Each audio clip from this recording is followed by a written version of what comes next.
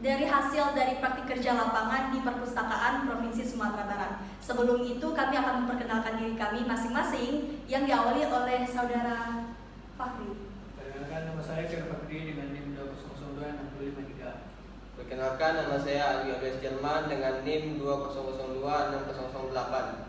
Perkenalkan, nama saya Rizka Lita dengan NIM 2002692. Perkenalkan, nama saya Fiona Grif, NIM 2002639. Perkenalkan, nama saya Emla Sifemi Mailani, NIM 200260032. Perkenalkan, nama saya Enatul Nafisa Azen dengan NIM 200260005. Perkenalkan, nama saya Rama Ramadan dengan NIM 2002685. Perkenalkan, nama saya Veronica Wulandari dengan NIM 2002611 sebagai moderator yang membawa jalannya presentasi di kali ini. Dalam presentasi ini kita akan membahas ada beberapa poin pembahasan. Yang pertama adalah bab 1, bab 2, bab 3, dan 4. Bab 1 membahas latar belakang, manfaat, dan tujuan PKL. Bab 2 membahas visi-visi, gambaran, sejarah, lokasi, struktur organisasi, dan unit kerja instansi. Yang ketiga adalah pelaksanaan PKL yang membahas tentang sistem pelaksanaan PKL, kegiatan PKL, dan tantangan PKL. Dan yang keempat itu adalah penutup yang menjadi kesimpulan dan saran dari hasil dari laporan tersebut. Nah, kita masuk ke bab 1 yang membahas tentang latar belakang, tujuan PKL, dan manfaat PKL. Praktik kerja lapangan merupakan salah satu proses yang harus dilalui mahasiswa saat berada di perguruan tinggi. Setiap mahasiswa diwajibkan untuk mengikuti praktik kerja lapangan di lembaga, dan khususnya untuk anak perpustakaan dan kearsipan itu diwajibkan untuk mengikuti PKL di perpustakaan ataupun kearsipan.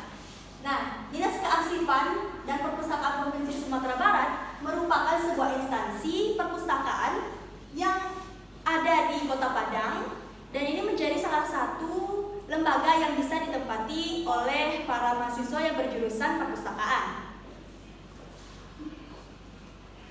Nah, selanjutnya tujuan dan manfaat. Tujuan dan manfaat ini akan dibahas oleh Saudara Fakri. Saudara Fakri, dipersilahkan. Contoh selanjutnya yaitu tujuan. Tujuan yang pertama adalah memberikan peluang dalam mengimplementasikan ilmu dan pengetahuan yang diperoleh selama di bangku kuliah. Selanjutnya melatih mahasiswa agar memiliki kemampuan profesional untuk menyelesaikan masalah. Yang ketiga, meningkatkan kerjasama sesama profesional.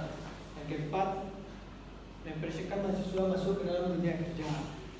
Selanjutnya itu manfaat bagi mahasiswa dapat mendapatkan pengalaman dan keterampilan dalam membantu operasional perpustakaan. Baik, terima kasih kepada Saudara Fakri yang telah menjelaskan tujuan dan manfaat dari pelaksanaan PKL. Nah, kita lanjut ke dalam pembahasan bab 2 yang membahas tentang visi misi, gambaran umum, sejarah, lokasi, dan bidang kegiatan di instansi perpustakaan. Visi misi dan gambaran umum akan dijelaskan oleh Saudari Engla Sefemi. Kepada Engla, dipersilahkan. Terima kasih. Saya akan menjelaskan visi dan misi dan gambaran umum di instansi Dinas Perpustakaan dan Kearsipan Provinsi Sumatera Barat. Kehadiran lembaga Dinas Kearsipan dan Perpustakaan Provinsi Sumatera Barat memiliki peranan penting dan tanggung jawab cukup besar ke depan yang dituangkan ke dalam visi dan misi. Visinya yaitu menjadikan Dinas Kearsipan dan Perpustakaan Provinsi Sumatera Barat dengan membangun masyarakat yang sadar arsip dan gemar membaca untuk mencerdaskan masyarakat. Misinya yaitu yang pertama mengembangkan budaya gemar membaca, yang kedua mengembangkan dan melestarikan bahan pustaka, yang ketiga mendayagunakan dan mengembangkan semua jenis perpustakaan, yang keempat meningkatkan penyelamatan, pelestarian dan pemanfaatan arsip, yang kelima meningkatkan dan mengembangkan SDM, sistem dan kelembagaan kearsipan dan perpustakaan, dan yang terakhir meningkatkan pengelolaan dan pengawasan arsip. Selanjutnya, gambaran umum instansi. Next.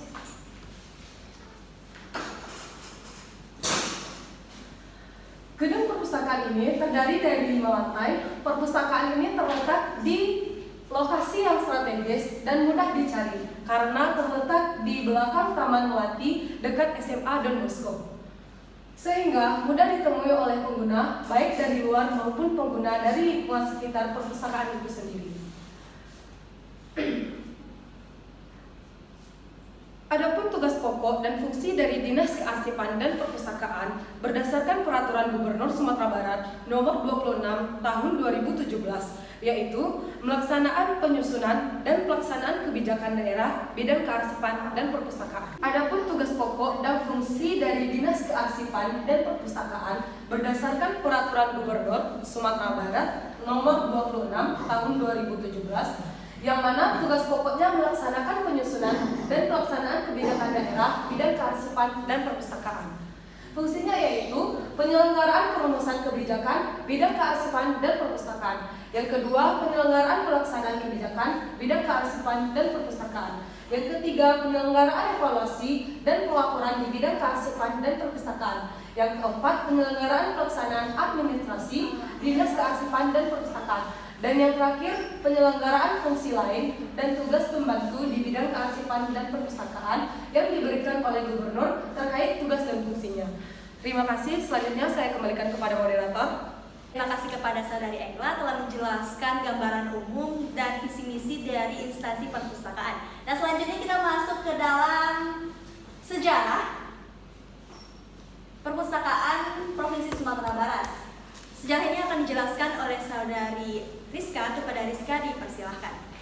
Baiklah, materi selanjutnya yaitu sejarah dari Dinas Kearsipan dan Perpustakaan Provinsi Sumatera Barat, yang mana berdasarkan Peraturan Daerah Provinsi Sumatera Barat Nomor 3 Tahun 2008 pada tanggal 21 Juli 2008 tentang pembentukan organisasi dan tata kerja Inspektorat Badan Perencanaan dan Pembangunan Daerah dan Lembaga Teknis Daerah Provinsi Sumatera Barat, yang mana Lembaga Badan Perpustakaan Provinsi Sumatera Barat ini digabung dengan Badan Arsip Provinsi Sumatera Barat menjadi Badan Perpustakaan dan Kearsipan Provinsi Sumatera Barat. Nah, untuk saat ini Kantor Perpustakaan dan Kearsipan Provinsi Sumatera Barat mempunyai 2 tempat pelaksanaan kegiatan administrasi perkantorannya, yaitu di kawasan Gor Haji Agus Salim, Jalan Asahan Nomor 3 Padang, tepatnya di depan kantor Samsat Padang untuk pelayanan perpustakaan. Untuk sebelum pindah ke kawasan Gor Haji Agus Salim, Jalan Asahan sini pasca ambruknya gedung lama di Jalan Diponegoro Nomor 4 pada akibat gempa besar yang melanda pada tanggal 30 September 2009. Layanan perpustakaan sempat dipindahkan di kawasan Tabing bersebelahan dengan kantor PAM di Kecamatan Padang Utara. Sedangkan di lokasi gedung lama yang ambruk pasca gempa pada tanggal 30 September 2009 itu telah dibangun kembali gedung baru setinggi 4 lantai dan telah dimanfaatkan sebagai gedung perpustakaan dengan pelayanan yang lebih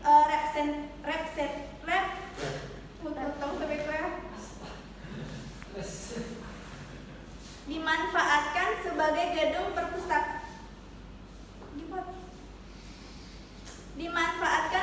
gedung perpustakaan dengan pelayanan yang lebih representatif. Satu lagi yaitu di Jalan Pramuka Nomor 5. Satu lagi yaitu di Jalan Pramuka 5 Nomor 2 Khatib Sulaiman Padang terdapat kantor Badan Kearsipan Sumatera Barat. Sekian dari sejarah kearsipan dan perpustakaan Provinsi Sumatera Barat. Saya kembalikan kepada moderator. Terima kasih kepada Saudari Rizka telah menjelaskan sejarah dari Dinas Kearsipan dan Perpustakaan Provinsi Sumatera Barat. Nah, kita lanjut ke dalam lokasi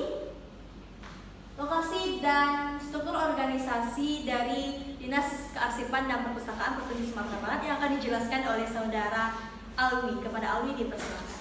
Baiklah, lokasi Dinas Perpustakaan dan Kearsipan Provinsi Sumatera Barat berada di Jalan Diponegoro Nomor 4 dan Jalan Pramuka 5 Nomor 2 Khatib Sulaiman, Kabupaten Kota Padang, Provinsi Sumatera Barat dengan kode pos 2525213. Pada gambar denah atau peta yang di sebelah saya, Peta di sebelah dapat dilihat bahwa Pusda berada di lokasi strategis. Pusda Sumber ini dekat beberapa sekolah, mulai dari TK hingga kampus, Pasaraya Padang dan Pantai Padang. Lokasi tersebut menjadi tujuan bagi para pendatang yang datang ke Padang. Selanjutnya pada gambar di sebelah yaitu struktur organisasi. Struktur organisasi di Dinas Kearsipan dan Perpustakaan Provinsi Sumatera Barat berdasarkan Peraturan Daerah Provinsi Sumatera Barat nomor 13 tahun 2019 tentang perubahan atas Peraturan Daerah nomor 8 tahun 2016 tentang pembentukan dan susunan perangkat daerah Provinsi Sumatera Barat sebagai berikut. Bisa dilihat pada gambar di sebelah. Struktur organisasi Dinas Kearsipan dan Perpustakaan Provinsi Sumatera Barat dikepalai oleh kepala dinas dan terbagi beberapa kelompok fungsional dan terbagi beberapa sub-sub, yaitu subbagian umum, subbagian perencanaan dan subbagian keuangan. Struktur organisasi pada gambar di atas dapat dijabarkan bahwa terdapat 2 unit bidang kerja pada Dinas Kearsipan dan Perpustakaan Provinsi Sumatera Barat, yaitu Kearsipan dan Perpustakaan yang dipimpin oleh kepala dan dinas dibantu oleh sub-sub bagian dan bidang. Pada bidang perpustakaan terdapat 2 bidang, yaitu bidang deposit, pengembangan dan pelestarian bahan perpustakaan dan bidang layanan otomasi dan kerjasama yang telah memiliki seleksi tersendiri untuk mengawasi jalannya kerja. Pada bagian kearsipan terdapat bidang pembinaan dan bidang kearsipan yang telah memiliki seleksi pengawasan jalannya kerja. Terima kasih kepada Saudara Alwi telah menjelaskan lokasi dan struktur organisasi dari Dinas Kearsipan dan Perpustakaan Provinsi Sumatera Barat. Nah, kita lanjut ke dalam bidang kegiatan. Jadi kita akan masuk ke dalam kegiatan apa saja yang akan dilakukan di instansi. Nah, yang pertama adalah bidang layanan otomasi dan kerjasama. Terdapat 12 layanan, yaitu layanan sirkulasi, layanan registrasi keanggotaan, layanan penitipan barang, layanan anak, layanan disabilitas, layanan multimedia, layanan tandon, layanan terbitan berkala, layanan informasi koleksi umum, layanan referensi, layanan promosi dan kerjasama, dan layanan automasi perpustakaan dan IT. Dan layanan ini akan dibacakan oleh Vio. Kepada Vio dipersilahkan. Terima kasih kepada moderator. Selanjutnya, saya akan menjelaskan tentang bidang layanan. Di sini ada bidang layanan.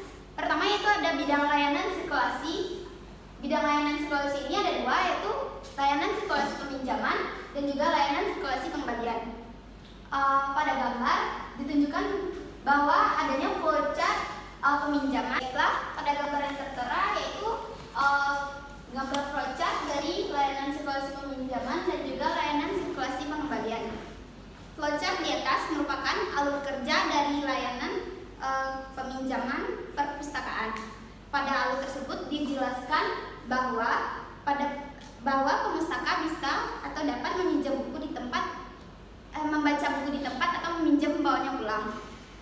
Jika ingin meminjam buku, harus mendaftar untuk menjadi anggota perpustakaan dengan membawa syarat-syarat yang tertera di layanan registrasi keanggotaan. Selanjutnya, voucher pengembaliannya yaitu gambar voucher pengembalian.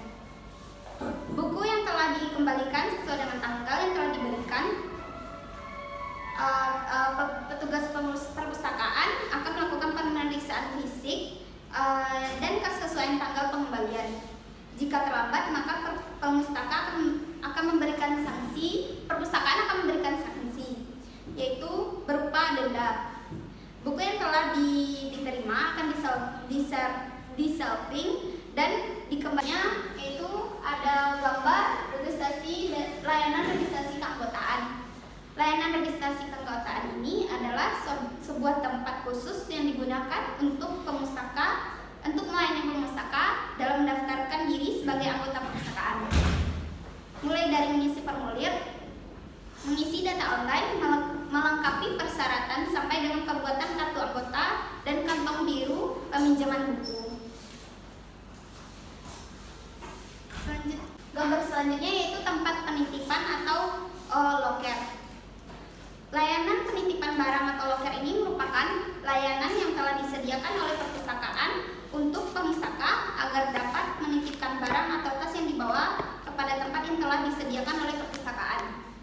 demi menghindari hal-hal buruk yang akan terjadi demi kenyamanan dan keamanan bersama. Next. Selanjutnya ada foto dari layanan koleksi anak. Foto ruangan layanan koleksi anak. Layanan anak yaitu pelayanan perpustakaan yang khusus diberikan atau disediakan serta ditujukan untuk anak-anak sampai dengan umur 12 sampai 13 tahun.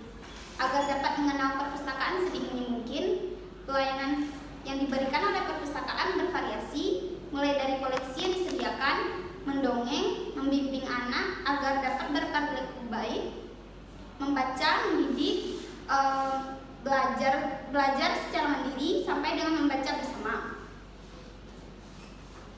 Next. Selanjutnya yaitu ada layanan disabilitas.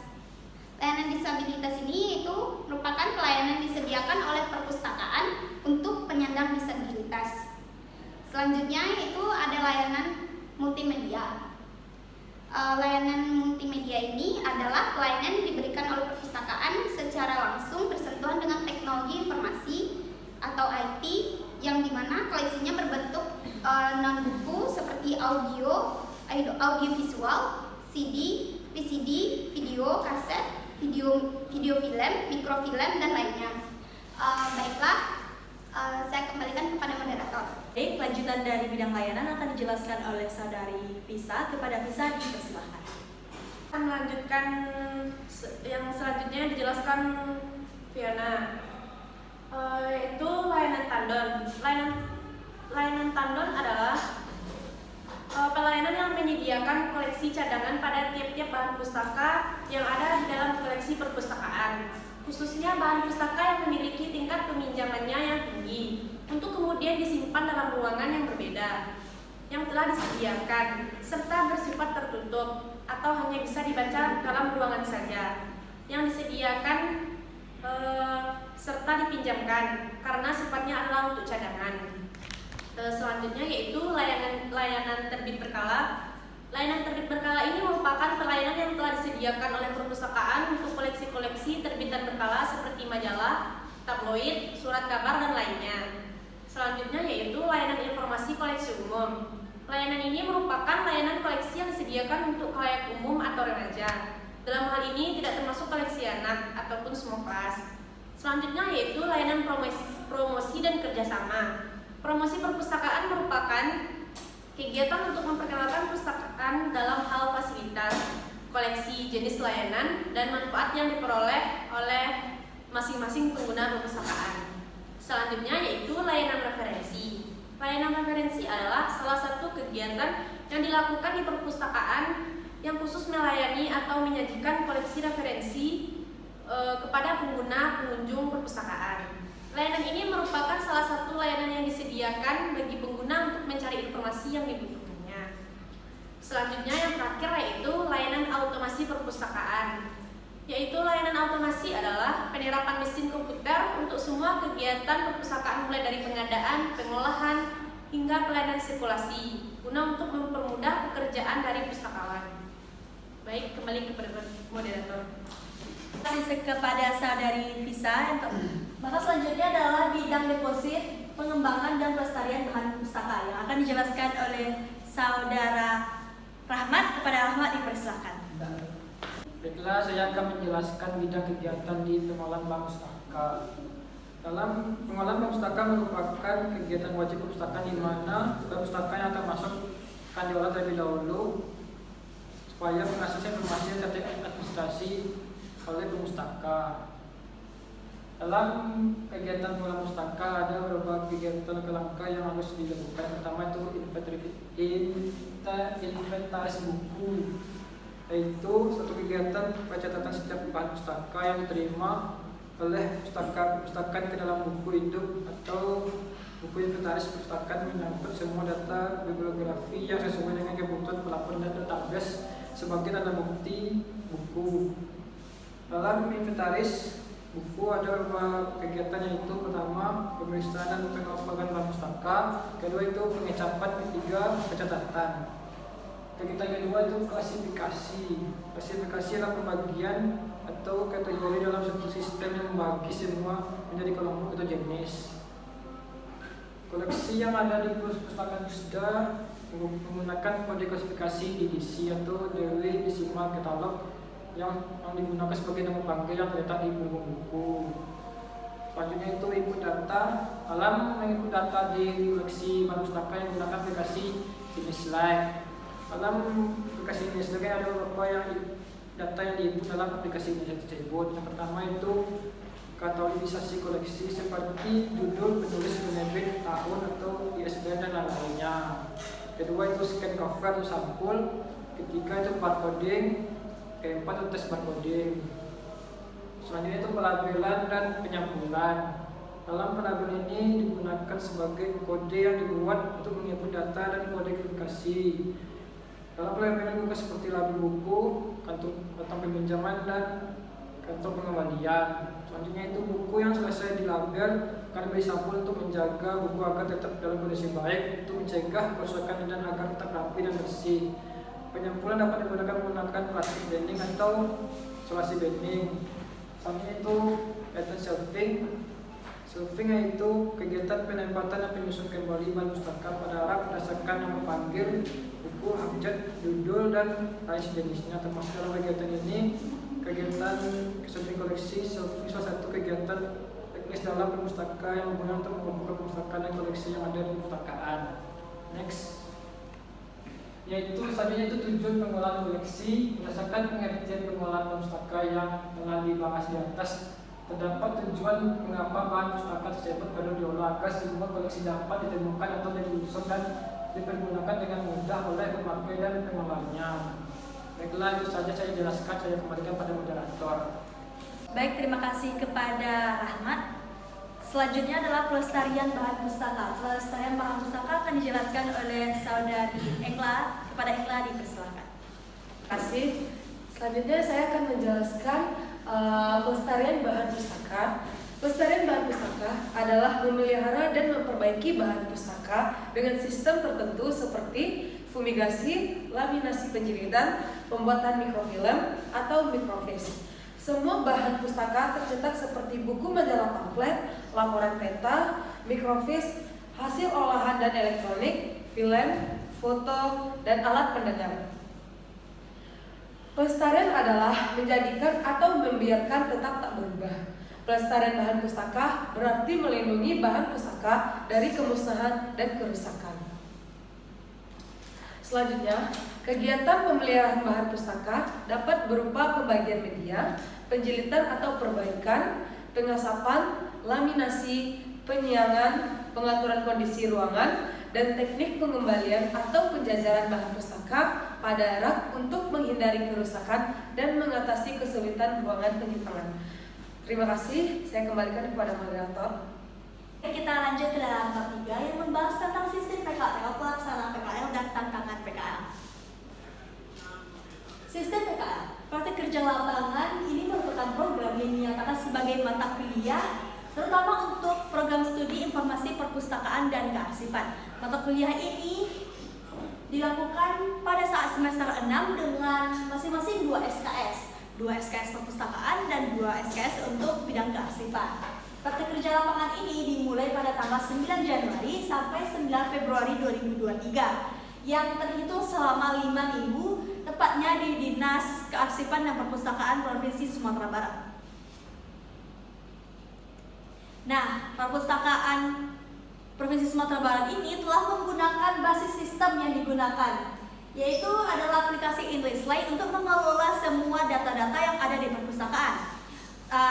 Khususnya atau basis sistem yang digunakan oleh Perpustakaan Provinsi Sumatera Barat adalah aplikasi InListLine, yang mana aplikasi ini mengelola semua kegiatan yang ada di perpustakaan, termasuk pada bidang layanan dan bidang pengolahan.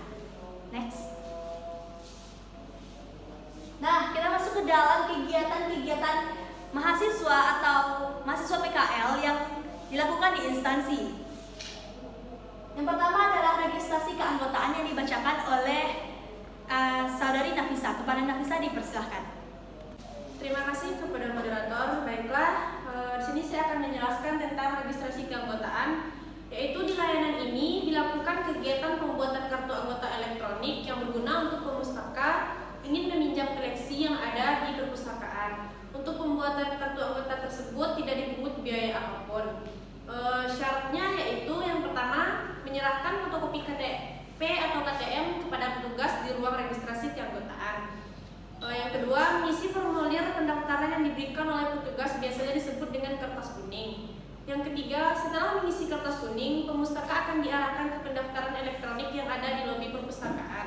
Yang keempat, perpustakaan akan diarahkan oleh pengambilan foto untuk pembuatan kartu anggota di ruangan yang telah disediakan. Baiklah, tertera di sini pada gambar yaitu registrasi keanggotaan, di mana gambar tersebut merupakan belangko pendaftaran kartu anggota yang ditulis oleh pemustaka sesuai dengan kartu identitas. Ini biasanya juga disebut dengan formulir tertulis. Pemustaka yang telah mengisi belangko tertulis akan diarahkan untuk mengisi belangko elektronik seperti yang tertera pada gambar. Kita lanjut ke dalam peminjaman yang akan dijelaskan oleh saudari Femi. Kepada Femi dipersilahkan. Baik, terima kasih. Selanjutnya layanan peminjaman. Pemustaka yang ingin meminjam buku atau koleksi perpustakaan akan diarahkan ke unit peminjaman yang akan dibantu oleh petugas. Seperti gambar yang ada di layar, ini adalah merupakan peminjaman buku yang dijaga oleh satu orang petugas dan dilengkapi dengan komputer dan scan barcode untuk scanning kartu anggota dan kode buku yang akan ingin meminjam buku. Adapun syarat yang harus dipenuhi dalam melakukan peminjaman buku, yang pertama, pemustaka harus memiliki kartu anggota aktif. Yang kedua, koleksi yang dapat dipinjam adalah koleksi umum. Yang ketiga, jika sudah memiliki kartu anggota elektronik, peminjam buku yang harus dipenuhi dalam melakukan peminjaman buku. Yang pertama, pemustaka harus memiliki kartu anggota aktif. Yang kedua, koleksi yang dapat dipinjam adalah koleksi umum. Yang ketiga, jika sudah memiliki kartu anggota elektronik pemustaka hanya bisa meminjam buku yaitu maksimal 3 buku. Yang keempat, selain harus memiliki kartu anggota elektronik, pemustaka harus membawa kantong biru yang telah diberikan saat pendaftaran kartu anggota elektronik. Kantong biru yang digunakan untuk meminjam buku berguna untuk menyimpan kartu identitas buku yang berisi tanggal pengembalian. Baik, mungkin hanya itu. Saya kembalikan kepada moderator. Terima kasih kepada Engla. Maka selanjutnya adalah pengembalian yang akan dibacakan oleh atau dijelaskan oleh saudara Ali. Kepada Ali dipersilahkan. Pada selanjutnya yaitu pengembalian. Pada gambar yang tertera, petugas layanan pengembalian buku melakukan scan barcode pada buku yang telah dikembalikan, kemudian dilakukan penghapusan data peminjaman buku. Di layanan peminjaman buku terdapat satu orang petugas. Staf akan melakukan pengecekan buku, tanggal pengembalian, dan apabila yang sudah lewat waktu tempo, maka pemustaka dikenakan denda sesuai jumlah buku dan hari. Kwitansi pembayaran denda diisi oleh petugas dan ditanda tangan oleh petugas dan pemustaka. Terdapat 2 lembar kwitansi, salah satunya akan diberikan ke unit keuangan. Uang denda juga diberikan kepada unit keuangan. Selanjutnya, lalu pengecekan telah selesai dilakukan, kantong biru akan dikembalikan pada pemustaka dan selanjutnya tempat penitipan atau loker. Pada gambar yang tertera bisa dilihat beberapa tempat penitipan barang atau loker. Saat melakukan kunjungan ke pustaka, pemustaka dilarang untuk membawa tas ke dalam ruangan baca guna untuk antisipasi jika ada yang membawa buku tanpa diketahui oleh petugas. Kegiatan yang dilakukan di bagian ini adalah mengarahkan pemustaka untuk menitipkan tas yang mereka bawa ke loker. Loker tersebut telah memiliki kunci sesuai nomor loker. Gambar di atas, mahasiswa di tempat penitipan barang dibantu oleh petugas. Para pemustaka akan diarahkan untuk menyimpan tas mereka di dalam loker yang disediakan kunci. Selanjutnya yaitu layanan berkala. Layanan berkala memberikan layanan koleksi dengan terbitan berkala, misalnya koran, majalah, dan terbitan berkala lainnya. Perpustaka yang ingin membaca atau memerlukan koleksi ini hanya boleh membaca di tempat khusus berkala, tidak boleh bawa ke ruang baca lain. Selain itu, perpustaka yang masuk ke dalam layanan ini tidak akan diminta untuk mengisi buku tamu. Terima kasih kepada Alwi. Selanjutnya akan dijelaskan oleh Rahmat. Kepada Rahmat dipersilakan. Bila saya akan menjelaskan lanjutan dari bidang kegiatan layanan di perpustakaan, yaitu layanan anak. Pada layanan anak ini, anak boleh membaca ataupun bermain serta belajar. Tentang gambar belakang saya ini merupakan kegiatan membaca bersama dan pengenalan perpustakaan kepada anak TK Telkom Padang yang datang berkunjung di perpustakaan. Pada gambar itu, mahasiswa membantu membacakan buku kepada anak yang belum lancar membaca. Dan pada gambar tersebut, mahasiswa melakukan interaksi secara langsung dan mendengarkan apa yang diucapkan dan memberikan sedikit permainan agar kegiatan hidup. Next. Oke, selanjutnya itu layanan referensi. Di layanan referensi hal yang dilakukan surfing book. Di layanan referensi hal yang dilakukan yaitu surfing book. Oke, selanjutnya itu layanan referensi. Di layanan referensi hal yang dilakukan yaitu surfing buku sesuai dengan nomor divisi. Jika ada perpustakaan datang ke ruang ini, perpustakaan diminta untuk mengisi buku tamu dan menulis buku atau subjek apa yang mereka butuhkan di kertas yang telah disediakan. Lalu kertas tersebut diberikan kepada pustakawan yang ada di layanan referensi. Pustakawan akan mencetak buku yang dibutuhkan oleh perpustakaan tersebut. Baiklah, itu saja saya jelaskan tentang layanan anak dan referensi. Saya akan kembali kepada moderator. Saya akan menunjukkan pembahasannya, yaitu di sini terdapat gambar orang sedang mensurfing buku, melakukan surfing dan pinjangan koleksi atau buku. Buku kembali disusun berdasarkan kode klasifikasi dan buku yang rusak akan dikeluarkan dari rak. Selanjutnya itu layanan disabilitas merupakan koleksi braille jenis koleksi yang ada di layanan disabilitas. Next.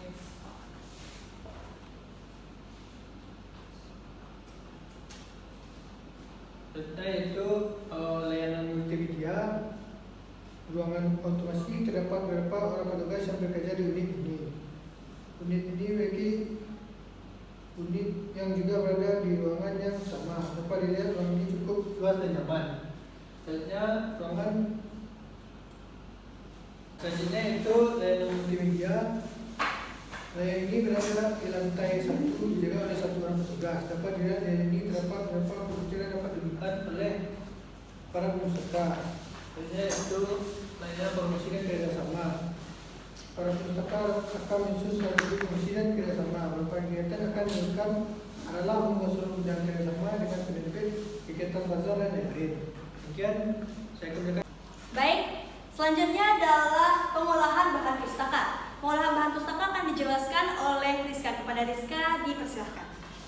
Materi selanjutnya yang ingin saya bahas yaitu pengolahan bahan pustaka, yang mana beberapa kegiatan yang dilakukan pada saat praktik kerja lapangan di Dinas Kearsipan dan Perpustakaan Provinsi Sumatera Barat terdapat beberapa bagian. Yang pertama yaitu penerimaan dan pencatatan bahan pustaka, yang kedua yaitu pengolahan bahan pustaka, serta yang ketiga yaitu pelestarian bahan pustaka. Yang mana penerimaan dan pencatatan bahan pustaka ini bahan pustaka yang telah diterima dari berbagai sumber seperti donasi, pembelian, dan pengumpulan dari sumber lain akan dicatat secara detail untuk memudahkan dalam pengolahan. Selanjutnya yaitu pengolahan bahan pustaka. Bahan pustaka yang telah diterima akan diolah serta diberi tanda terima dan berisi informasi mengenai judul, pengarang, penerbit, serta nomor panggilan. Koleksi yang diberi stempel nomor induk. Stempel yang akan diberikan tertera nama instansi sebagai identitas kepemilikan. Nomor induk ditulis secara manual oleh petugas atau mahasiswa, serta setiap buku memiliki nomor induk yang berbeda dari setiap buku untuk membedakan buku tersebut. Sekian dari saya kembalikan kepada moderator. Baik, terima kasih kepada Rizka. Selanjutnya adalah pelestarian yang akan dijelaskan oleh saudari Vio. Kepada Vio dipersilakan. Terima kasih kepada moderator. Selanjutnya yaitu pelestarian bahan pustaka. Pelestarian beberapa kegiatan yang dilakukan di pelestarian bahan pustaka. Satu yaitu buku yang rusak akan diberikan kepada ruang perawatan dan pelestarian. Dua, peralatan buku yang telah rusak biasanya akan melakukan perbaikan dengan cara menjahitnya. Yang ketiga yaitu cara penjahitan bukunya, misalnya sampul buku yang lepas secara keseluruhan atau isi buku yang disusun atau isinya disusun secara rapi, lalu akan ketiga yaitu cara penjahitan buku adalah jika buku tersebut lepas dari sampulnya maka buku tersebut akan dijahit. Sampul bukunya akan dilepas secara keseluruhan lalu disusun rapi agar memudahkan untuk menjadi buku. Yang keempat itu melakukan enkapsulasi bertujuan menyelamatkan bahan pustaka yang berupa naskah atau selebaran. Yang kelima yaitu pengenalan cara pembuatan portable. Yang keenam yaitu pengenalan cara penyelamatan lembar naskah kuno. Selanjutnya saya kembalikan kepada moderator. Baik, terima kasih kepada Vio telah menjelaskan kegiatan di pelestarian bahan pustaka. Selanjutnya